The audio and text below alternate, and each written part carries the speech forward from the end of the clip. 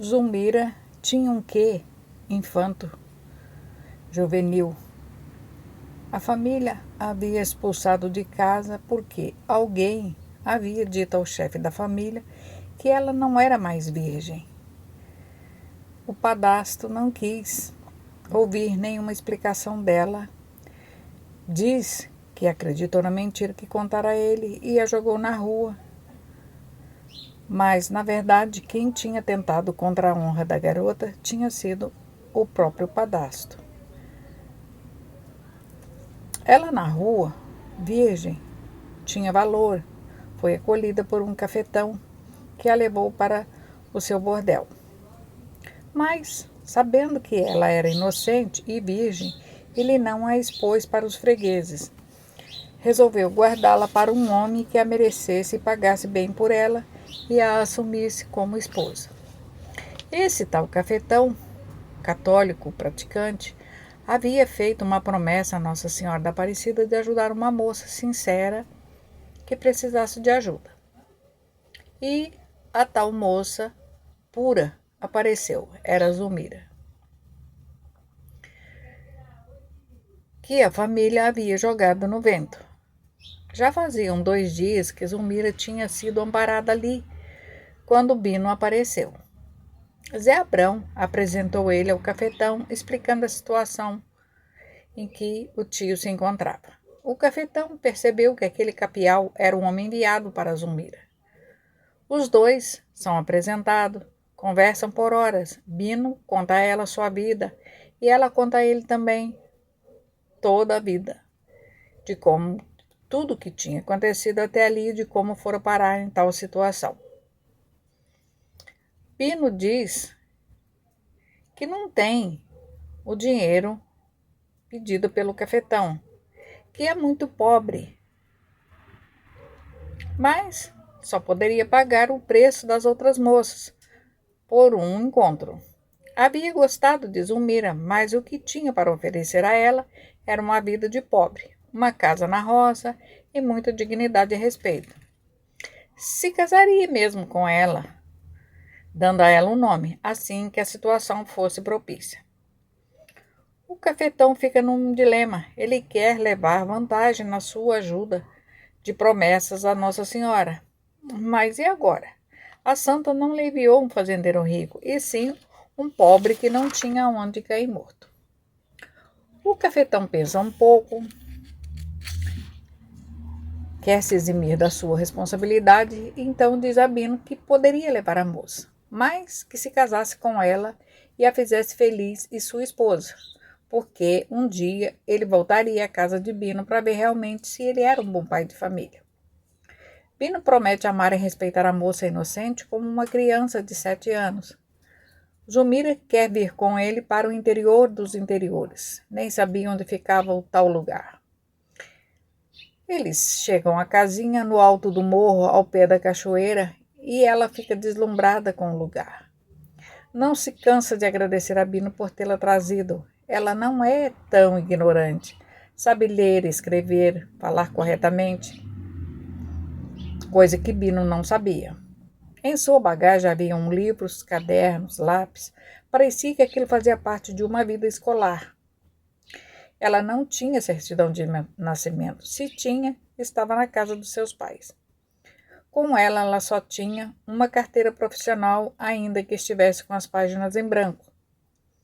Sem nenhum trabalho, nenhum registro.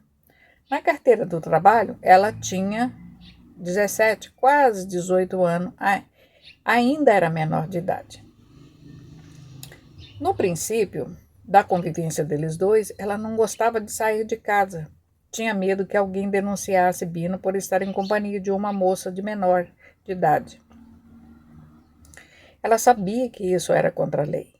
Também não gostava de receber visita. Às vezes, algum parente ia até lá para vê-la e ela se escondia na horta, no meio do canavial, no meio do mandiocal.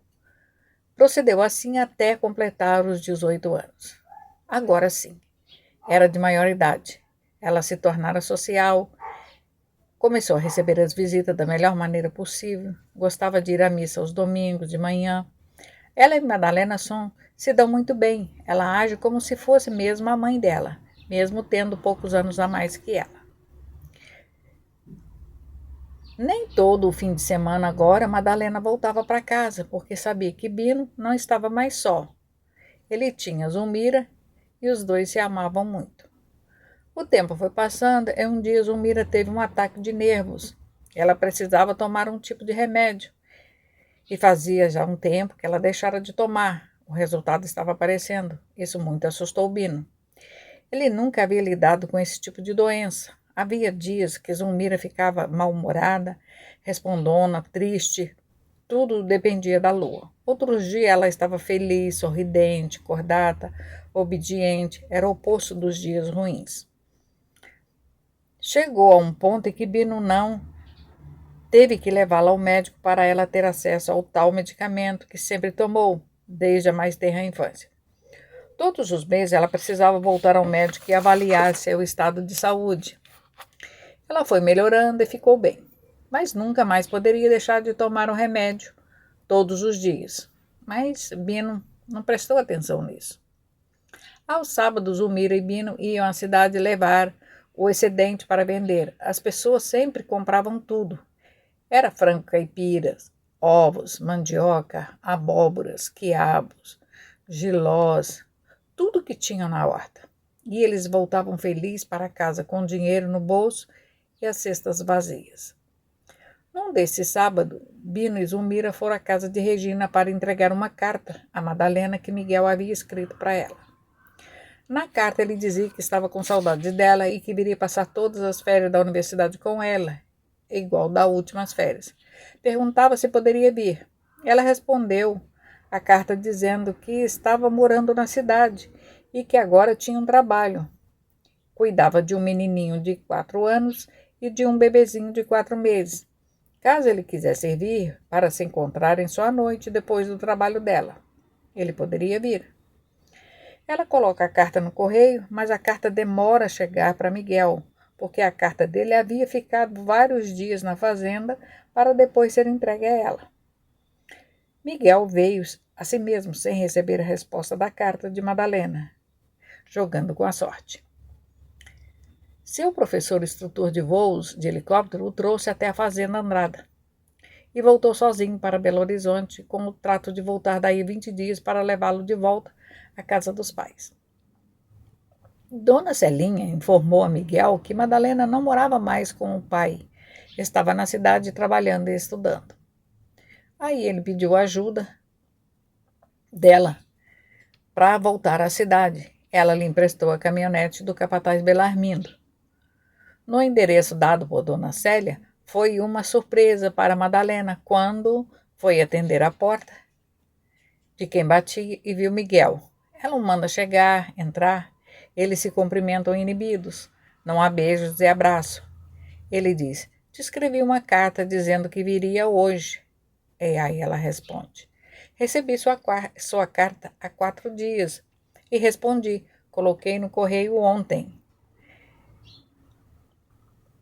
É que demoraram dias para me entregar a sua carta, porque eu não vou na fazenda há muito tempo. E meu pai se casou. Vive a cuidar da esposa, não tem tempo de trabalhar na fazenda, pouco vê o pessoal de lá. É verdade, Dona Célia me disse isso.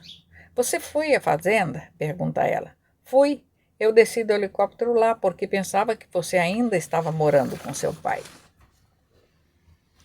Não, eu não estou, mas eu volto lá quase todo final de semana. Parei de ir agora, depois que Joaquim nasceu e cresceu um pouquinho. Ele é a prioridade aqui em casa. Meu pai e a esposa dele é que vem aqui. Como você está vendo, eu só vou estar livre à noite para a gente se encontrar e conversar tranquilos. Então tá, eu vou esperar você, vou andar por aí, vou almoçar em algum lugar e à noite a gente se vê. Ele a segura pela mão com carinho e nisso Regina entra na sala e o cumprimenta sorrindo. Miguel vai se despedir e Regina diz: fica conosco, fica para o almoço, eu te convido. Assim vocês podem estar um pouco mais juntos enquanto ela faz nosso almoço, porque hoje a cozinheira está de folga, ela viajou. Ele agradece a gentileza e pergunta a Madalena se pode ficar. Ela diz, meio constrangida, que sim. Regina manda ele e ela para a cozinha, dizendo que vai levar o bebê para a casa dos avós, na outra rua. A vovó dele mandou recado dizendo que estava com saudades. João também irá com ela. Eles estarão de volta depois do meio-dia para almoçarem. O casal tem meia hora para preparar o almoço. Madalena e Miguel ficam sozinhos, só assim aproveita a oportunidade de matar a saudade um do outro. Para ser rápido o almoço, ela prepara um macarrão vermelho e queijo ralado. Para João, ela frita nuggets e para a sobremesa salada de frutas. As frutas já estavam lavadas na geladeira, era só picar. Meio-dia em ponto, Regina retorna só com João, deixa o Joaquim com a vovó. Ele já havia mamado nela, comeria papinha de fruta às 3 horas, isso a vovó prepararia para ele. E a mesa foi posta, eles almoçaram e Regina chamou João para assistir TV no quarto dele. E disse a Madalena, retire a mesa, limpe a cozinha, está dispensada hoje à noite, eu vou dormir na casa da sogra com as crianças. Se vocês quiserem, o Miguel pode dormir aqui, mas no quarto de hóspede. Disse isso piscando para Madalena. Essa baixou os olhos envergonhada. Miguel ajuda a limpar a cozinha, lavar as vasilhas. Madalena toma banho e se arruma para sair com ele. E eles vão na caminhonete, levando a chave da casa, que era dela, para ela voltar e entrar em casa. Regina saiu logo depois dela. João iria para a casa do pai. Ele sempre o pegava nos finais de semana e o deixava com a avó. O pai dele era um homem pouco presente, sempre o deixava sozinho. Eram os avós que cuidavam do menino enquanto ele saía com namoradas. Só via o filho na hora de levá-lo de volta a Regina. João nunca reclamou, mas sentia falta do carinho paterno. Miguel foi até a cidadezinha mais próxima. Lá se sentaram numa praça, foram à sorveteria, conversaram sobre o sonho dele de ter uma fazenda de gado por ali. Mas que o sonho do pai dele era que ele seguisse a carreira política, coisa que ele nunca quis. Ele quer saber qual é o sonho dela. Ela sorri mostrando os belos dentes e diz que quer ser uma enfermeira, que vai estudar muito para isso. Ele gosta das ideias dela. Ela diz que pretende juntar dinheiro e construir uma casa para o pai embaixo, no pé do morro, perto do córrego, porque Bino vai envelhecer e ficará difícil subir e descer todo aquele morro onde está a casa que os antepassados construíram.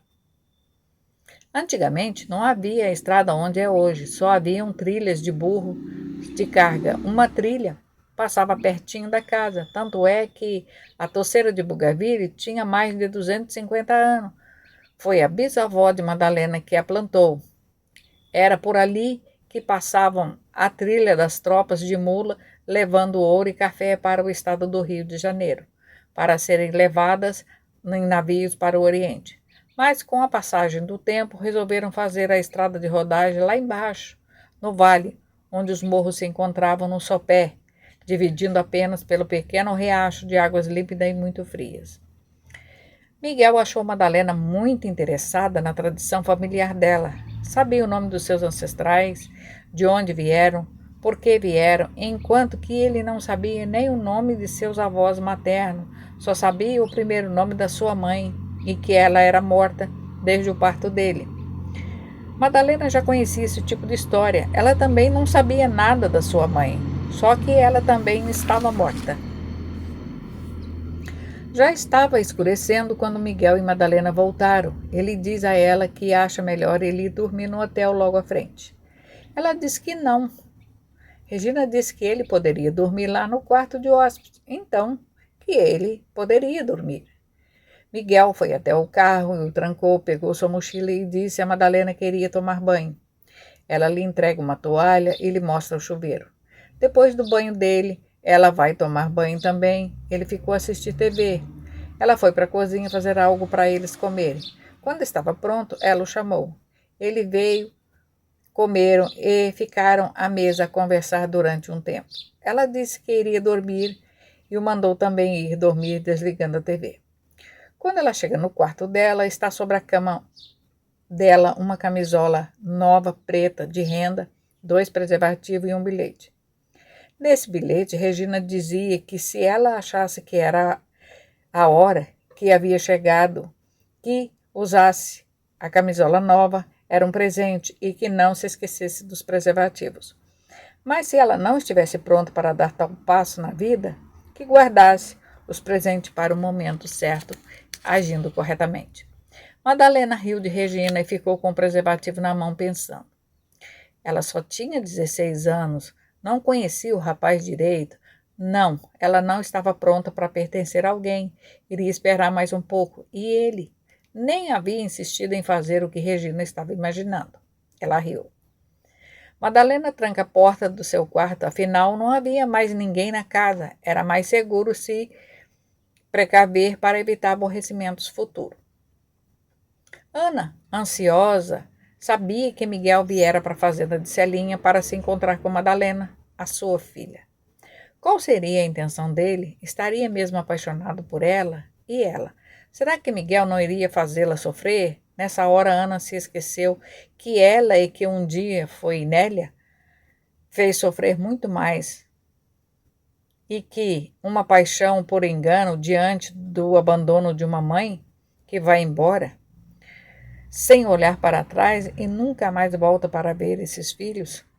Desde a festa na fazenda que Ana sentia vontade de perguntar umas coisas a Miguel, mas tinha receio dele querer saber qual o interesse dela em Madalena. Por que queria saber? Ela não teria uma desculpa plausível para isso, então ficava só na curiosidade, esperando ele tocar no assunto para especular sobre Samuel e Bino. Ana Cornélia estava pagando um preço muito alto dos erros que havia cometido no passado. O domingo amanheceu bonito na pequenina cidade de Santa Rita. Miguel dormiu bem. Quando se levantou, encontrou a mesa posta e Madalena lendo uma revista sentada à mesa a esperá-lo. Ele lhe dá um beijo de bom dia e diz que está faminto. Durante o café, ela diz que precisa ir devolver a caminhonete a dona Celinha e que depois eles voltariam a pé para irem junto à casa do pai dela. Ele diz que quer conhecer a esposa de Bino e que gosta muito de tudo que esteja relacionado a Madalena. Logo após o café, ela lava as vasilhas, arruma os quartos, escondendo o presente de Regina para que ela não veja e fique sabendo um pouco mais de sua vida íntima. Na porteira, Miguel para a caminhonete, Madalena desce e ele segue até a fazenda. Ela sobe o morro da casa do pai e vai lhe fazer uma surpresinha boa. Ele não a esperava. Ela conta que Miguel vai vir depois para almoçar com eles, que ele está na fazenda. Enquanto Zulmira prepara o almoço, Madalena troca de tênis, o tênis novo pelas botinas da roça, coloca um avental velho e vai para a horta para tirar mandioca da terra, colher quiabos, jilós e couve. Um pouco será para o almoço deles e um pouco ela irá levar para Regina e as crianças. Ela muito gosta desses alimentos orgânicos para os meninos.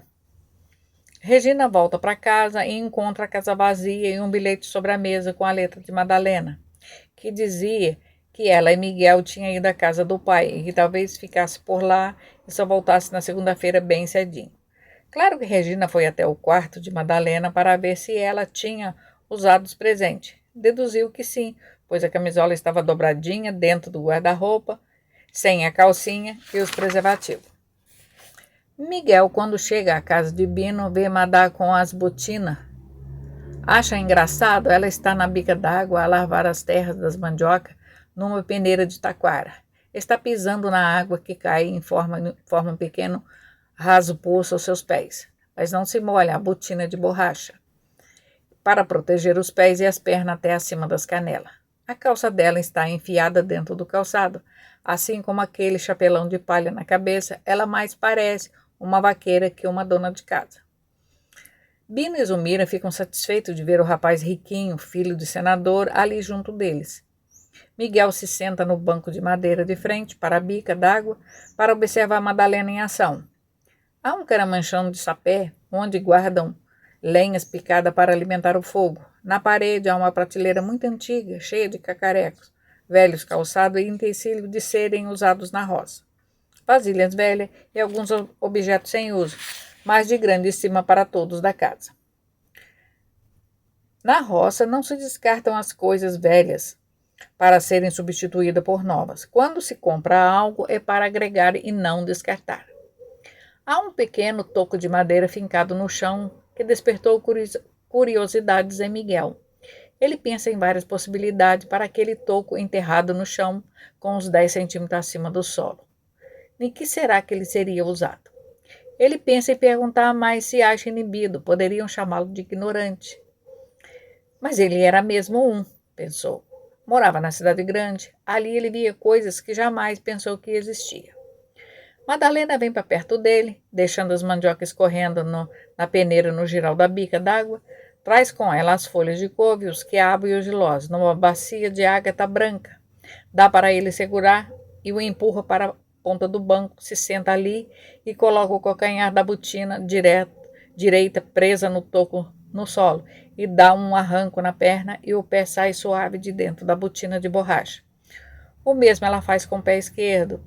Ela movimenta os dedos dos pés para aumentar a circulação. Se curva e pega um par de tamancos rústicos de madeira que estão embaixo do banco e os calça. Miguel fica observando tal objeto deslumbrado. Jamais imaginou que existisse um calçado assim tão primitivo.